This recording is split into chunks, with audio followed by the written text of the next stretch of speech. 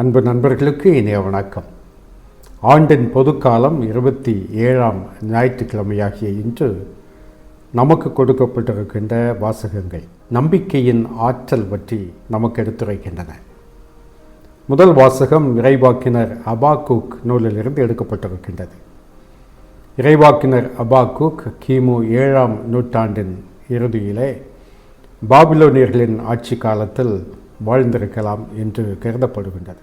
பாபிலோனியர்கள் மக்களை வஞ்சிப்பதையும் பொல்லாதவர்கள் நேர்மையாளர்களை விழுங்குவதையும் கண்டு இறைவா நீர் ஏன் மௌனமாக இருக்கின்றீர் என்ற ஒரு கேள்வியைத்தான் இறைவாக்கினர் அபாக்கூக் எழுப்புகின்றார்.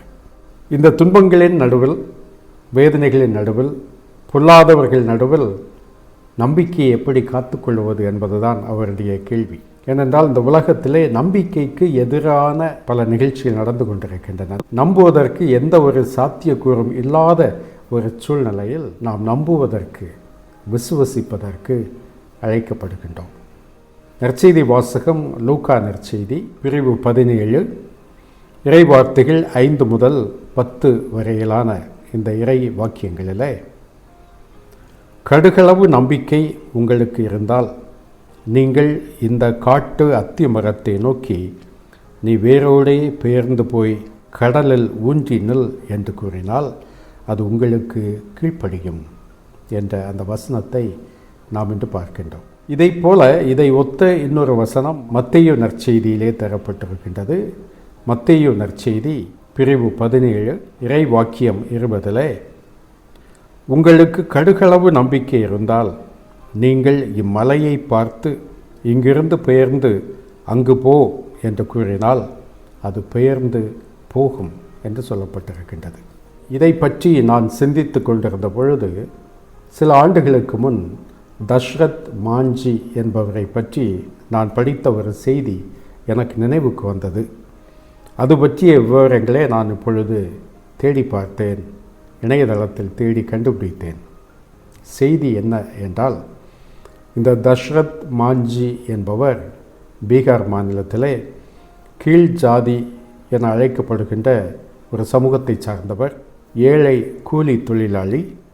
இவருடைய மனைவிக்கு ஒரு நாள் திடீரென உடல்நலம் குன்றி போகின்றது. மருத்துவமனைக்கு எடுத்துச் செல்ல வேண்டும். ஆனால் மருத்துவமனை பக்கத்தில் தான் இருக்கின்றது என்றாலும் அந்த மலைப்பாங்கான அந்த பகுதியிலே சாலை வசதிகள் இல்லை. அது ஒரு 70 கிலோமீட்டர் சுற்றித்தான் அந்த மருத்துவமனையை அடைய முடியும் என்ற ஒரு பின்னணி. இவர் தனது மனைவியை அழைத்து கொண்டு நடக்கின்றார் 70 கிலோமீட்டர். இந்த நீண்ட நெடிய அந்த பயணத்தில் அவருடைய மனைவி இறந்து போகின்றார். இது 1959ஆம் ஆண்டில் நடக்கின்றது. அந்த துக்கத்தின் நடுவிலும் இவர் ஏன் நமக்கு பக்கத்தில் இருக்கின்ற ஒரு பட்டணத்துக்கு செல்வதற்கான பாதை இல்லை என்பதை சிந்தித்து பார்க்கின்றார். பலரிடம் கேட்கின்றார். யாரும் எதுவும் சொல்வதாக இல்லை. சுற்றித்தான் போக வேண்டும், 70 கிலோமீட்டர் சுற்றித்தான் போக வேண்டும். ஆனால் இவர் ஒரு முடிவு எடுக்கின்றார். 1960ஆம் ஆண்டில் தனது ஊரிலிருந்து அந்த பட்டணத்திற்கு செல்வதற்கான அந்த மலைப்பாங்கான அந்த பகுதியில் ஒரு பக்கமாக பாதை அமைத்தால் விரைவாக அந்த பட்டணத்தை அடைந்து விடலாம் என்று இவர் கணிக்கின்றார். ஒரு பெரிய மலை, அந்த மலையை எப்படி குடைவது? ஆனால் இவர் கையில் இருந்த ஆயுதம் ஒரு சுத்தியலும் ஒரு உளியும். இதை வைத்துக்கொண்டு இவர் மலையை கொஞ்சம் கொஞ்சமாக உடைக்க ஆரம்பிக்கின்றார். இதை பார்க்கின்ற எல்லோரும் ஏளனம் செய்கின்றார்கள். மாஞ்சிக்கு என்னாச்சு, பைத்தியமா? இந்த மலையை போட்டு உடைத்து கொண்டிருக்கின்றார். அதுவும் அவர்கிட்ட என்ன இருக்குது? இந்த சுத்தியலையும் இந்த உளியையும் வைத்துக்கொண்டு அவர் உடைக்கின்றார். 22 ஆண்டுகள் தொடர்ந்து இந்த பணியினை செய்கின்றார். 130 மீட்டர் நீளமும் 9 மீட்டர் அகலமும் கொண்ட ஒரு பாதை அமைக்கின்றார். அந்த பாதை இப்பொழுது அவருடைய கிராமத்தையும் அந்த பட்டணத்தையும் இணைக்கின்ற ஒரு பாதையாக அமைந்திருக்கின்றது. 70 கிலோமீட்டர் சுற்றி செல்ல வேண்டிய ஒரு பாதை இப்பொழுது எனக்கு கிடைத்த குறிப்புகள் ஒன்றுக்கு பின் முரணாக இருக்கின்றன. ஒரு செய்தியிலே 70 கிலோமீட்டர் அந்த தொலைவு இப்பொழுது 15 கிலோமீட்டராக சுருங்கி போய்விட்டது. ஏனென்றால் சுற்றி வந்த அந்த பாதையை இவர் குறுக்காக அந்த மலையை குடைந்ததால் 15 கிலோமீட்டர்களே சென்று விடலாம் என்ற ஒரு செய்தியும், இன்னும் பல செய்திகளிலே ஒரே 1 கிலோமீட்டர் தொலைவு தான் இவருடைய கிராமத்திற்கும் அந்த பட்டணத்திற்கும். நினைத்து பாருங்கள், இது நடக்குமா? ஒரு சுத்தியல், ஒரு சின்ன ஒளி, ஒரு சின்ன நம்பிக்கை. இந்த நம்பிக்கை மலையை பெயர்க்கின்ற அளவுக்கு ஆற்றல் மிக்கதாக தசரத் மாஞ்சி வாழ்விலே அமைந்திருந்தது. 2007ஆம் ஆண்டு மாஞ்சி இறந்து போகின்றார். 2016ஆம் ஆண்டு அவருக்காக ஒரு தபால் தலையை இந்திய அரசு வெளியிட்டது. ஒவ்வொரு நாளும் அவர் விடாமுயற்சியோடு செய்தார் அல்லவா? இதுதான் நம்பிக்கை என்பது. இந்த கடுகு விதை நம்பிக்கை என்பது, ஆற்றல் மிக்க இந்த நம்பிக்கை என்பது இந்த மலைகளை பெயர்க்கின்ற அளவுக்கு ஆற்றல் மிக்கது என்பதோடு மட்டுமல்ல, இன்றைய வாசகத்திலே நாம் பார்க்கின்ற இந்த காட்டு அத்திமரத்தை வேரோடு பிடுங்குவது. ஒருவேளை மலைகளை டைனமைட் வைத்து, வெடிமருந்து வைத்து அதை உடைத்து விடலாம். ஆனால் காட்டு அத்திமரத்தை வேரோடு பிடுங்குவது என்பது மிகவும் கடினம். ஏனென்றால் காட்டு அத்திமரம் அவ்வளவு வேர் பிடித்து கட்டிடங்களின் அடித்தளங்களுக்குள் ஊடுருவி செல்லுகின்ற அளவுக்கு ஆற்றல் மிக்க வேர்கள் கொண்ட ஒரு மரம் காட்டு அத்திமரம். எனவே அது வேரோடு பிடுங்கப்படும் என்று சொல்கின்ற பொழுது அந்த நம்பிக்கைக்கு இருக்கின்ற அந்த ஆற்றலை நாம் இங்கு பார்க்கின்றோம். ஏனென்றால் அந்த காட்டு அத்திமரத்தை வெட்டி விடலாம், ஆனால் வேரிலிருந்து மீண்டும் அது முளைத்து வரும். இந்த சமூகத்திலே ஊடுருவி நிற்கின்ற, வேறு பிடித்து நிற்கின்ற பல்வேறு தீமைகளின் ஒரு அடையாளமாகத்தான் இந்த காட்டு அத்திமரத்தை நான் பார்க்கின்றேன். இது நமது உள்ளத்தின் ஆழத்திலும் வேறு பிடித்து வளர்ந்து நிற்கின்றது. சமூகத்திலும் புரையோடி போன பல்வேறு அநீதிகளிலே அது எட்டி பார்ப்பதை நாம் பார்க்க முடியும். இன்று எனது உள்ளத்தில் வேறு பிடித்து நிற்கின்ற இந்த காட்டு அத்திமரத்தின் வெளிப்பாடு இந்த சமூகத்திலும் இருப்பதை நான் பார்க்க முடிகின்றது. ஏனென்றால் எனது நேர்மையற்ற தனம் இந்த சமூகத்திலே ஊழல், லஞ்ச லாவண்யமாக தலைவிரித்து ஆடுகின்றது. எனது சாதிய உணர்வு இந்த சமூகத்திலே ஆணவ கொலைகளில் வந்து நிற்கின்றது. எனது பாவங்கள், எனது பயங்கள், எனது கோழைத்தனங்கள் இப்படியாக தொடங்கி சமூகத்திலே அது சமூக தீமைகளாக வேறுபிடித்து நிற்கின்றன.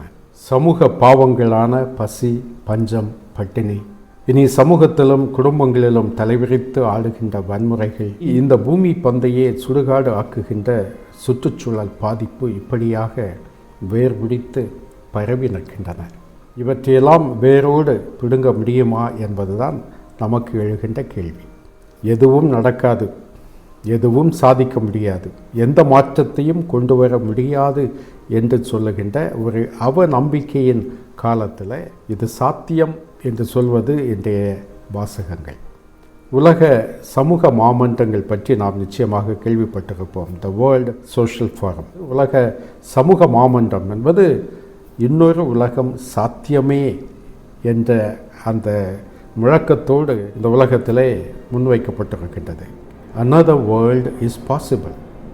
இந்த இன்னொரு உலகம் சாத்தியம் இன்று இருக்கின்ற இந்த ஏழை பணக்கார நாடுகளுக்கிடையே இருக்கின்ற இந்த தீமைகள் எல்லாம், அடக்குமுறைகள் எல்லாம் மாறும் என்று நம்புகின்ற அந்த ஒரு நம்பிக்கை மாற்றத்தை கொண்டு வரும். இது பெரிய மாற்றங்களின் ஒரு சின்ன துவக்கமாக இருக்கும். எனவே தான் இந்த நம்பிக்கை கடுகு விதை நம்பிக்கை என்று நாம் சொல்லுகின்றோம். இந்த நம்பிக்கை அளவில் அல்ல, ஆழத்தில் அடங்கியிருக்கின்றது. சீடர்கள், ஆண்டவரே எங்கள் நம்பிக்கையை அதிகப்படுத்தும் என்று தான் கேட்கின்றார்கள். அப்பொழுதுதான் இயேசு, அதிகம் தேவையில்லை, ஒரு கடுகு விதை நம்பிக்கை உங்களுக்கு இருந்தால் போதும் என்று இயேசு நமக்கு சொல்லுகின்றார். எனவே it is not how big it is, but how deep it is. காட்டு அத்திமரம் எவ்வளவு ஆழமாக வேரூன்றி நிற்கின்றதோ அதைவிட ஆழமாக இந்த நம்பிக்கை வேரூன்ற வேண்டும் என்பது. எனவே நாம் செய்கின்ற சின்ன சின்ன செயல்களில் தான் கடுகு விதை நம்பிக்கைகள் வெளிப்படுகின்றது. இருட்டில் சன்னமாக ஒலிக்கின்ற ஒரு ஜெபம், எனக்கு எதிராக குற்றம் செய்தவனுக்கு நான் தயங்கி தயங்கி வழங்குகின்ற ஒரு மன்னிப்பு. ஊழல் மலிந்த ஒரு சமூகத்தில் நான் செய்கின்ற ஒரு நேர்மையான செயல், துன்புறும் ஏழையை நோக்கி நீட்டப்படுகின்ற ஒரு ஒற்றை கரம், இவை அனைத்துமே கடுகு விதை நம்பிக்கையின் வெளிப்பாடுகள். இந்த சின்ன சின்ன செயல்கள் மாபெரும் விளைவுகளை ஏற்படுத்தும் என்பதுதான் இன்றைய வாசகம் நமக்கு ஆணித்தரமாக உணர்த்துகின்ற ஒரு செய்தி. இந்த நம்பிக்கையின் அடிப்படை என்ன என்ற ஒரு கேள்வி எழுப்பினால் பவுல் அழகாக 2 வசனங்களிலே இதை சொல்லுகின்றார். நான் இதை பல இடங்களிலே சொல்லியிருக்கின்றேன். இன்று நாம் வாழ்கின்ற இந்த உலகத்தில் ஒவ்வொருவருக்கும் ஒவ்வொரு விதமான நோய். எனவே மாத்திரைகளோடையே நாம் வாழ்கின்றோம். காலையில் எழுந்தவுடனே மாத்திரை போட வேண்டிய கட்டாயத்தில் இருப்பவர்களும் இருக்கின்றார்கள். நான் பொதுவாக 2 மாத்திரைகள் காலையில் எழுந்தவுடன் போடுவது உண்டு. ஒரு மாத்திரையின் பேர் P413, P413. இரண்டாவது நான் எடுக்கின்ற மாத்திரை R831. இது வேறு ஒன்றும் இல்லை, பவுல் அடியாருடைய மடல்களில் வருகின்ற வசனங்கள். P413 என்பது பிலிப்பியருக்கு எழுதிய மடல் 4வது பிரிவிலே 13வது இறைவார்த்தை. எனக்கு வலு ஊட்டுபவரின் துணை கொண்டு எனக்கு எதையும் செய்யும் ஆற்றல் உண்டு என்பது. அல்லது எனக்கு வலுவூட்டுகின்ற இயேசு கிறிஸ்துவினால் எனக்கு எதையும் செய்யும் ஆற்றல் உண்டு என்ற இந்த வசனம். காலையில் எழுந்தவுடன் இந்த வசனத்தை நீங்கள் சொல்லுங்கள். எனக்கு வலுவூட்டுகின்ற இறைவனால், எனக்கு வலுவூட்டுகின்ற இயேசுவின் துணை கொண்டு எனக்கு எதையும் செய்யும் ஆற்றல் உண்டு என்று சொல்லிவிட்டு நீங்கள் அந்த நாளை தொடங்குங்கள். 2வது மாத்திரை ரோமையருக்கு எழுதிய மடல் 8வது பிரிவு 31வது வசனத்தில், கடவுள் நம் பக்கம் இருக்க, கடவுள் நம் சார்பாக இருக்க நமக்கு எதிராக யார்? When God is with us, who is against us? காலையிலே எழுந்தவுடன் 2 முறை 3 முறை சொல்லுங்கள். அந்த நாள் முழுவதும் நேரம் கிடைக்கும் பொழுதெல்லாம் எனக்கு வலுவூட்டுகின்ற இறைவனின் துணையால் நான் எதையும் செய்கின்ற ஆற்றல் பெற்றவனாக இருக்கின்றேன் என்று சொல்லிக்கொண்டே இருங்கள். உள்ளத்தின் ஆழத்திலிருந்து ஒரு ஆற்றல் பிறக்கும். இதுதான் இந்த நம்பிக்கையின் அடிப்படை. நான் யாரை நம்பியிருக்கின்றேன் என்று எனக்கு தெரியும் என்று பவுல் சொல்லுவார். எனவேதான் இந்த நம்பிக்கை இந்த உலகத்தில் நடக்கின்ற அநீதிகள் இவையெல்லாம் அழிக்க முடியாது, மாற்ற முடியாது என்று நினைப்பதற்கு அல்ல. இதை மாற்றுகின்ற ஆற்றல் என்னிலிருந்து ஆரம்பிக்க முடியும். டியூனமிஸ் என்பது அந்த வல்லமை, அந்த ஆற்றல்.